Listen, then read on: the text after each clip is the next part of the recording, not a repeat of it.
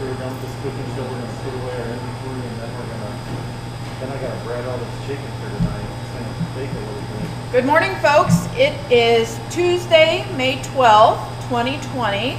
We are streaming to you live from the Andre Place kitchen. And we hope to show this video just like we did last week again later in the afternoon and probably a couple times in the future. So if it's not early morning on Tuesday, we're not coming to you live from the Andre kitchen. Today we are going to feature a recipe that I'll let Tanner talk a little bit more about. But Tanner started here at Holy Cross Village at the end of February, and he's been with us since then. He graduated from Le Cordon Bleu, can't pronounce that very well. So he brings a wealth of knowledge to the Sodexo team. Hope you all enjoyed last week's recipe of the toasted cumin custard that Sal made. If you did not get a chance to watch that video, we will show that video again. And then next week, I'm thinking we could take questions live during the broadcast. I haven't even cleared that with Tanner and Sal, but I'm thinking tune in next week at 10 and we could even take your questions if you have questions during the broadcast. So without further ado, I'll let Tanner talk about today's recipe and we'll go from there. All right.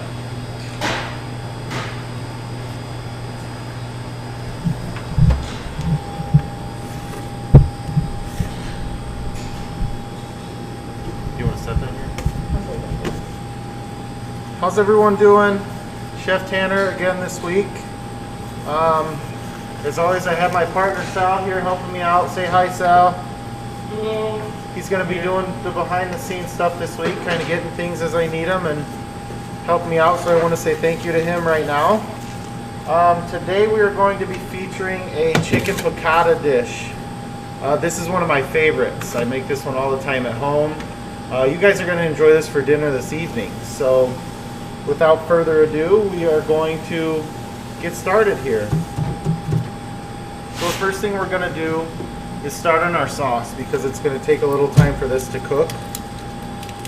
So we're going to use some chopped garlic here. You can use fresh garlic, you can use chopped garlic. It's all about what you prefer. We're going to use chopped for the convenience. Save us a little time. We're going to have about a teaspoon of that in the pan, maybe a teaspoon and a half of that in a skillet. And we're going to accompany that with a little bit, probably another teaspoon of olive oil. And we're going to sweat this garlic down a little bit. So medium-high heat. Make sure that garlic is in that olive oil. We're going to let this bubble a little bit. Sweating this garlic is going to bring out some aromatic flavors in it. It's going to toast it up a little bit. It's going to give us a little more pop in our dish. So this will sweat down pretty quickly. You need to be pretty attentive when you're doing this because garlic burns really fast. So we're going to stand here and watch it. We're going to give it a little shake. We have a stirring utensil here. We can move it around. See it's starting to bubble. That's what we're looking for. About 2 minutes, 2.5 minutes, this garlic will be where we need it to be. Shake it around, you hear the sizzling. Our sweating action is taking place.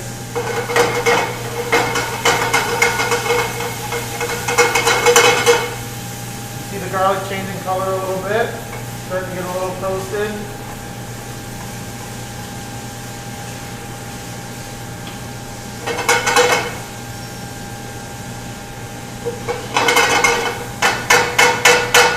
Alright, that's sweated fairly good. Now we are going to add our white wine to our recipe. I like to use a Cabernet Sauvignon Blanc, I'm sorry. You want to use a dry white wine. You don't want something really sweet because you don't want a sweet sauce. So this is a dry Sauvignon Blanc. It's a New Zealand white. It's pretty good. I've used this one before. This is what will be in your dinner tonight. So use a wine. They always say you use a wine you like to drink in your cooking. So we're going to get this going. fire here.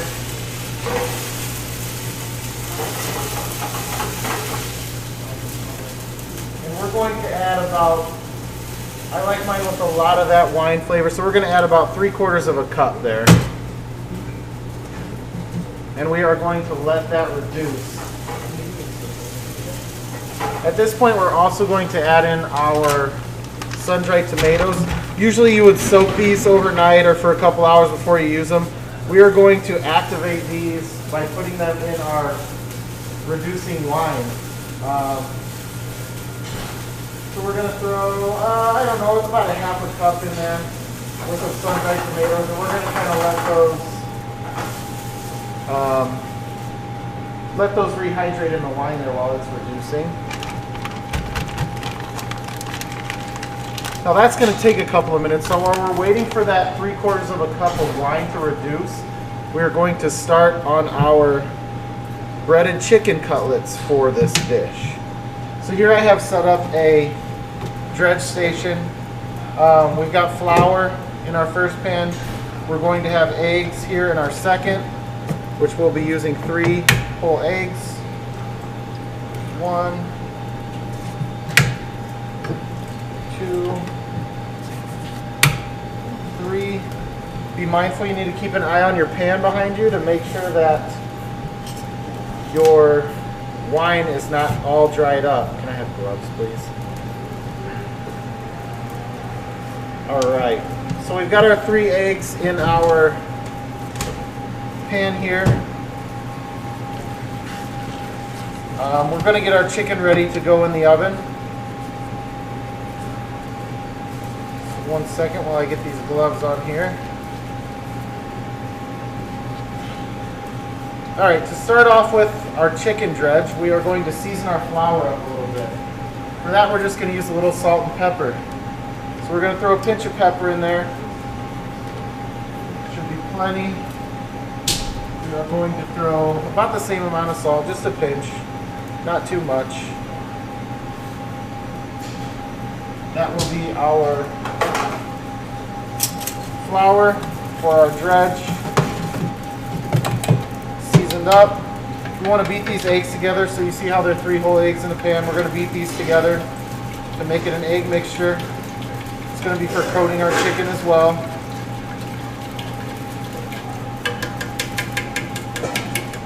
If we aim over here, we can see our wine has started to reduce quite a bit. We're looking for a French term called au sec, which means nearly dry. So we want this wine to be nearly dry. That's how you're going to get the most flavor out of it. It's going to, all the liquid's going to be evaporated, and you're going to be left with a lot of the solids that gives the wine that body and that flavor. So that's really what we're looking for. As you can see, there's still some liquid in the pan there. We're on a medium-high heat again. We're going to let that go just a little bit more. We're getting really close, though. Remember, that was about 3/4 of a cup to start, and now we're at about 1/4 of a cup. So that's reducing really well. That's going to build some nice flavor there. So our third pan is going to be our Panko breadcrumbs. Panko is a Japanese breadcrumb. You can find it at any grocery store in the breading aisle. We like to get fine Panko breadcrumbs because they stick better to the protein that you're using. So we have 2.5 cups of fine Panko breadcrumbs here. As I turned my sauce down because we're where we need to be. As you can see, the 3/4 of a cup is less than 1/4 of a cup now. It's reduced. It's got some really nice flavor there. Next, we're going to go into the sauce with our chicken stock here. So we get our medium-high heat going again. And we are going to do about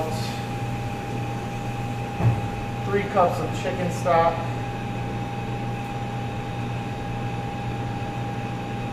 Chicken stock you can find at your local grocery store. We made ours today. We made it here in-house.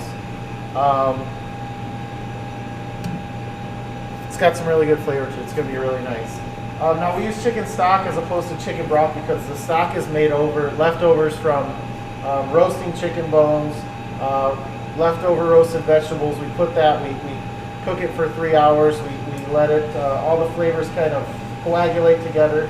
And we've got a great chicken stock. So 3 cups of chicken stock in our reduced wine mixture. We still have the tomatoes in there. We're going to let this reduce as well. So we got that on the stove, medium-high heat. We can set it and let it be for a little while. We're going to let that reduce down to about 1.5 cups, so reduce by half, I would say. And we can move back over here to our panko. We're going to season these up a little bit too. These are what are going to be breading our chicken. So we're going to go in with some dried parsley, about a teaspoon of that. Going to go in with some dried garlic, granulated garlic. Going to do about a half a teaspoon of that.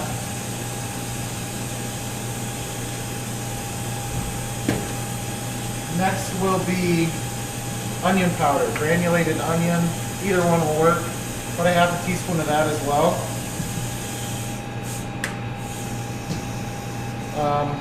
Just a pinch of paprika.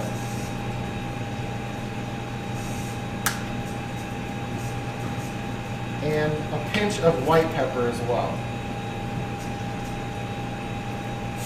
And there's our breading mixture for our chicken cutlets. Now these panko breadcrumbs, sometimes we like to get the fine ones like I mentioned earlier, but sometimes they don't come as fine as you'd like. So you want to crush them up with your hands a little bit. If you have a food processor, you can go ahead and toss them in there and give them a quick buzz and that'll crush them up. But for today's sake, we're just going to crush them with our hands a little bit. Make sure we get them a little finer. They're going to stick to our chicken and coat our chicken a little better that way. So we're just going to run our hands through these and crush them up. You'll start to notice they're looking a little more like sand than they are breadcrumbs, which is good, which is what we want.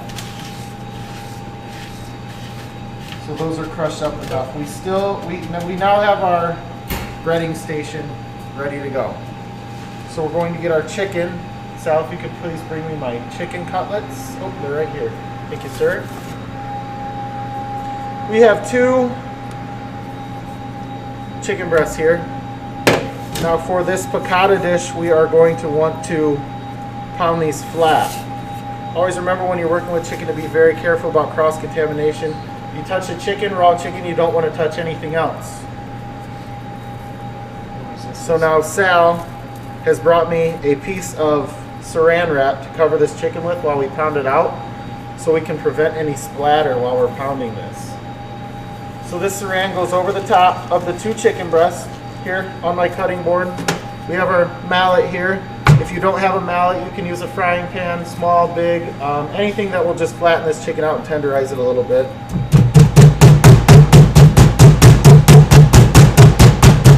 We're going to pound this out to about a 1/4 inch. It's going to tenderize, it's going to make it cook a little faster.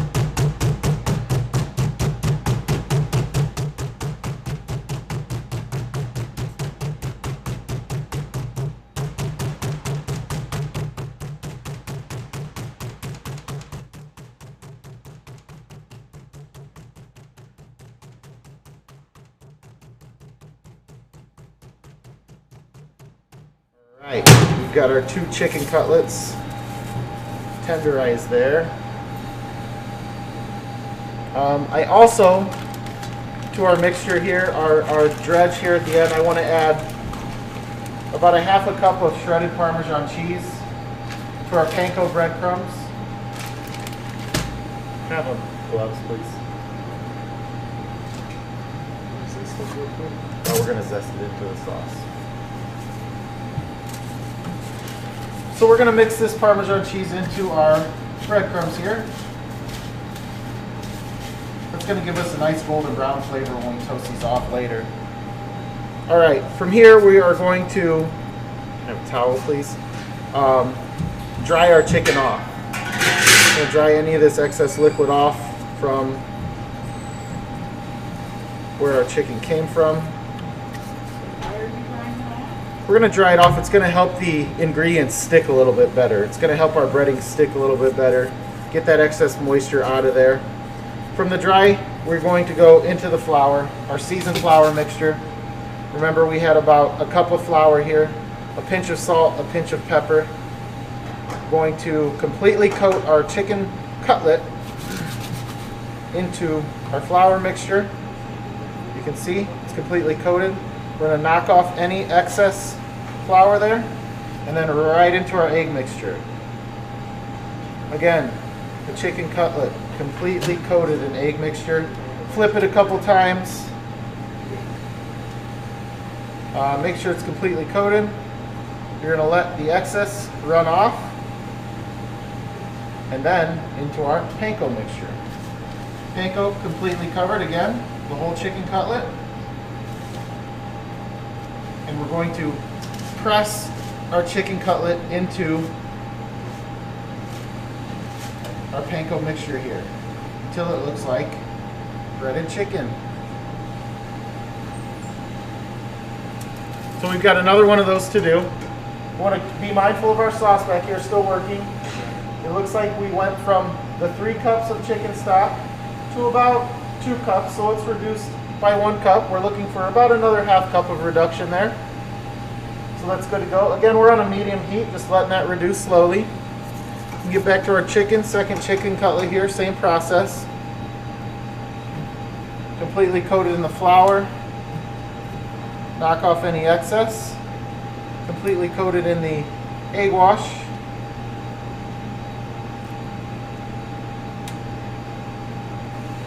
Any excess, you can let that run off. And then right into our panko breadcrumbs. I'm going to press that in there again. Make sure we're completely coated. And shake off our excess. And we have another beautiful chicken cutlet there.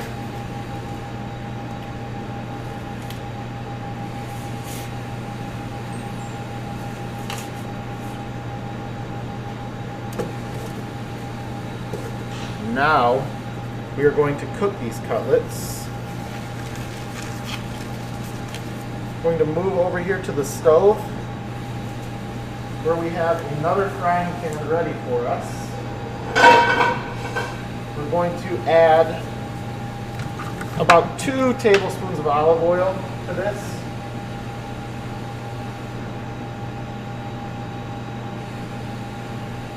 We're going to get that at a medium-high heat. Let that oil get nice and hot in that pan.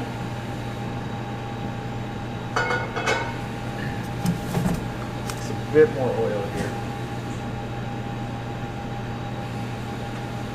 There we go.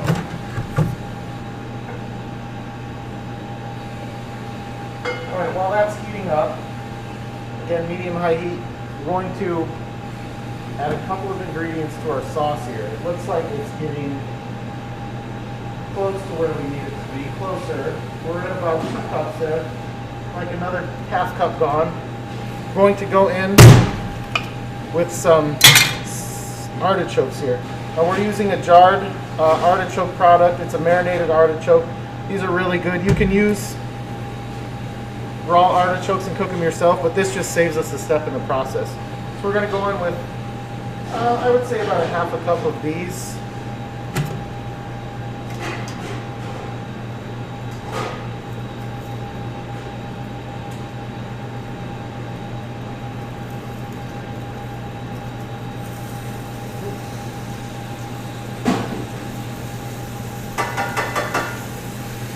Our artichokes are in.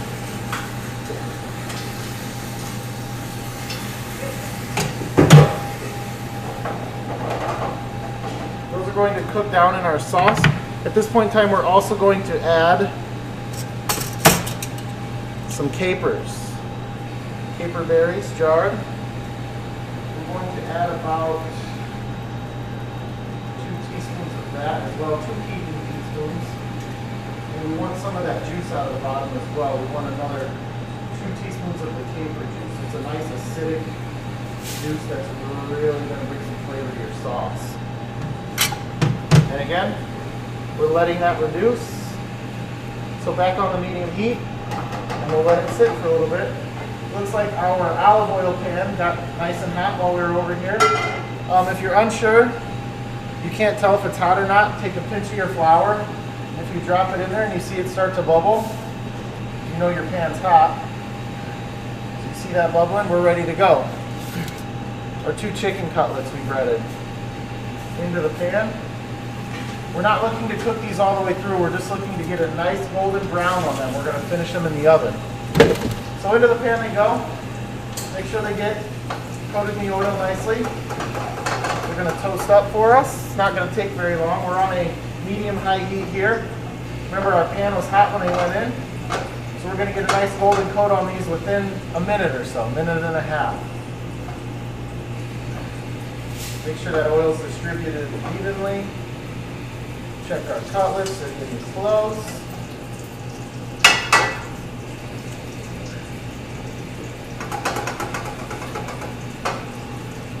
And then look at that sauce now. Gorgeous. All coming together. We have our sun-dried tomatoes, our capers, our artichokes in there. And that color is getting golden from the reduction, the flavor building. Looks great. All right, back to our chickens. Perfect. See the nice golden brown coat? That's all we're looking for. We're not looking to cook them all the way through. So flip them. And we're going to brown off the other side now. Distribute that oil evenly throughout the pan. Make sure they both get a little bit. See how that Parmesan cheese toasted up nice in there to give us that color. That's going to bring some good flavor to the end of our dish. It's going to be great.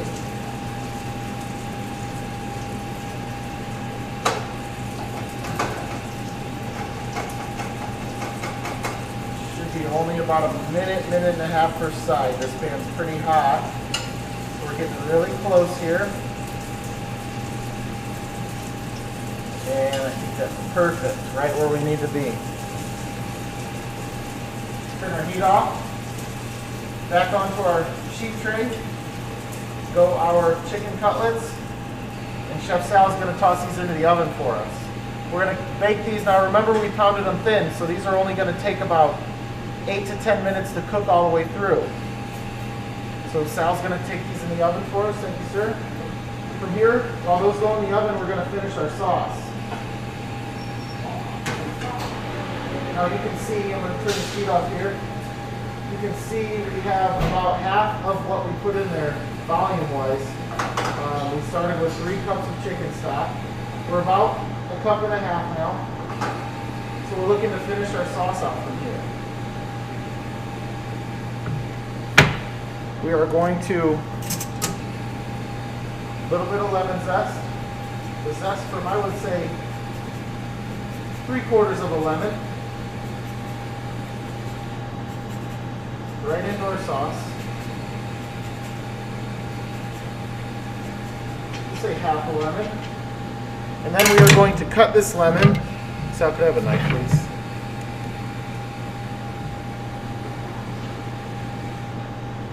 We are going to cut this lemon in half.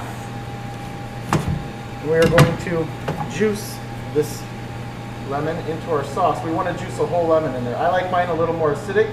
You may like it a little less, so it's your preference at this point. But I'm going to juice 1 whole lemon into our sauce here. Be careful. Lemons have seeds. You don't want to eat those in your sauce. So be mindful. I have this handy lemon juicer here. It's got a strainer on the bottom, so I'm getting no seeds in there. So there's 1/2.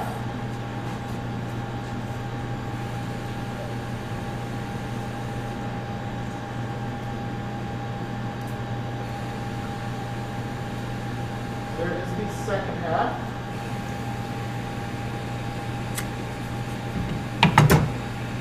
We are going to give that a quick stir to get it incorporated.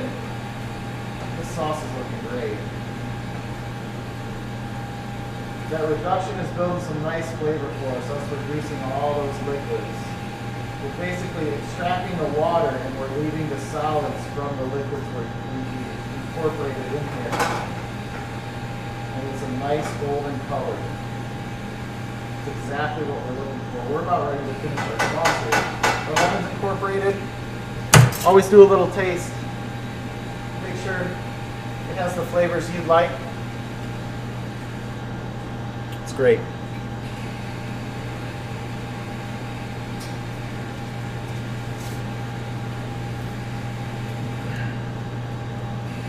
From here we are going to finish it out with heavy cream.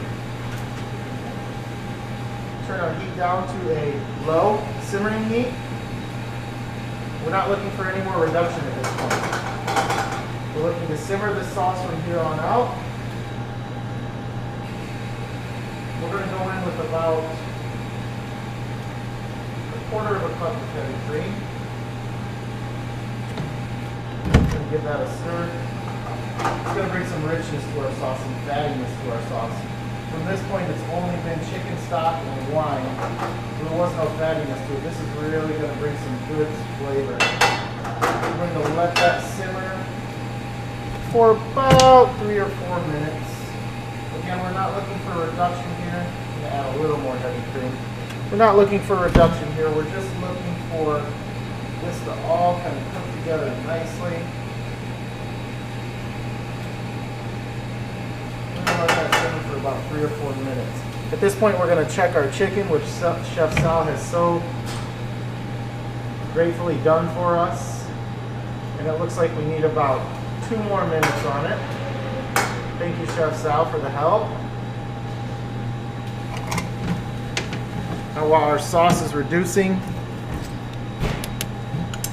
we can get things tidied up a little bit to plate our dish. I learned this recipe. I've worked at several places that have served chicken piccata. This is kind of a conglomeration of them all, my favorites from each one. I've been making this probably close to 10 years. This is everyone's favorite dish that I make. I get a lot of requests for it. It's a very good, very rich dish. It's very flavorful. It's one of my favorites as well. I probably make this twice a month at my house. So you guys are going to get a treat here. Now it looks like our sauce is about done. We're looking for a consistency that's called nappe. It's another French culinary term. Nappe means to coat the back of a spoon. So if you take your spoon and you put it in your sauce, you see there's a coating on there. Exactly what we're looking for. You don't want it to run right off like a complete liquid. You want this nappe texture that sticks to the back of the spoon like that. So that's perfect. That's right where we want to be. Our final step in our sauce here, another French culinary term, is to monter au beurre, or to mount with butter. This is going, again, to bring some richness to your sauce. It's going to tighten it up a little bit so it's not as runny. It's going to help with that nappe texture we're looking for. And we're going to add about a teaspoon of butter here into our sauce. Very low heat. We're going to stir that in and let it melt. It looks like our chicken's ready to come out right now. So Chef Sal's going to grab that for us.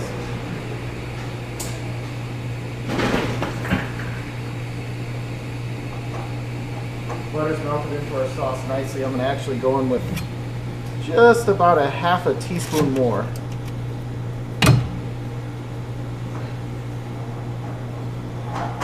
Chef, the one in the hot box will be fine.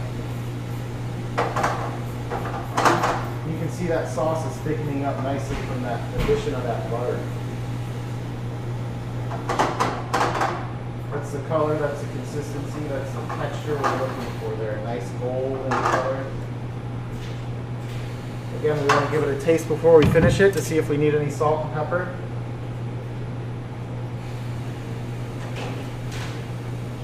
So you're looking to balance the acidity from the lemons and the capers, obviously, with the richness from the milk and the butter. I think we need just a little bit of salt here.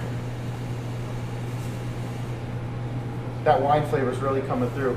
Like I said, I like to put a little extra wine in mine because I really like that flavor. So we're going to do just a pinch of salt. Our chicken should be cooked to a temperature of 165 by now. Chicken's got to be cooked well done, which it looks like Chef Sal has here for us. Thank you, Chef. If you could grab us, is this the hot box one? Grab me the hot box. If you could grab us some plates to plate up here on, Chef, if you would so kindly. Thank you, sir.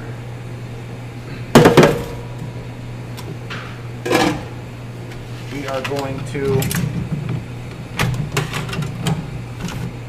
have have some plates here. Chef Sal's getting for us in a hurry. Get a little bit of our mess cleaned up while we're finishing up here. Sauce is on the stove, finished. Chicken cutlets are here with us, finished as well. What would you serve with this dish? A great side accompaniment with this dish is usually a pasta. I like to do a homemade pasta with this when I'm at home. A starch usually, a light starch. It's great served with rice as well, served over rice, served over pasta. Both great accompaniments for this dish. Chef Sal has our plates here for us. We are, new cutting board please, Chef. White one. Gonna make some room here for us to plate up.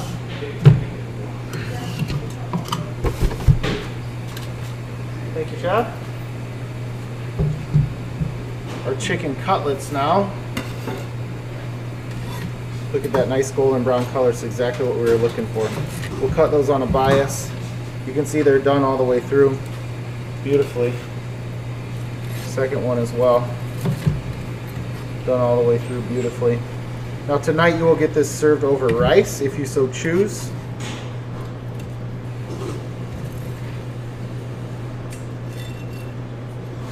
Chicken cutlets on the plate. I get a spoon for my sauce here. Here's our final product of our sauce. Nice golden brown color, very rich. Make sure you get a little bit of everything in there. Capers and sun-dried tomatoes and artichokes onto the plate.